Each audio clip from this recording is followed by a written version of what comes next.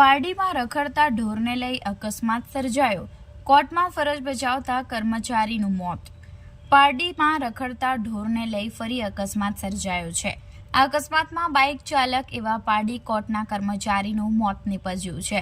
પારડી તાલુકાના પરિયા ગામ વેલવાગડ હરણફળિયા ખાતે રહેતા મયંક કુમાર પ્રવીણભાઈ પટેલ પોતાની hero Splendor bike number GJ15AF4383 ઉપર સવારી કરી પારડી સિવિલ કોર્ટમાંથી ક્લાર્કની ફરજ પૂર્ણ કર્યા બાદ પોતાના ઘરે પરત જઈ રહ્યા હતા.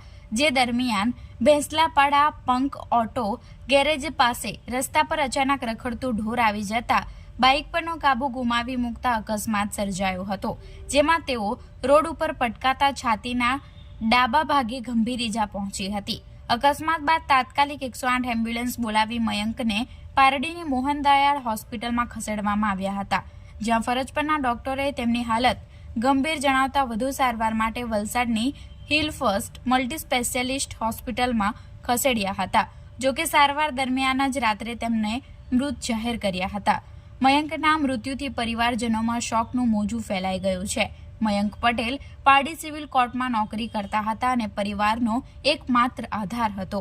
હાલ પોલીસે અકસ્માત અંગે ગુનો દાખલ કરી આગળની તપાસ હાથ ધરી છે.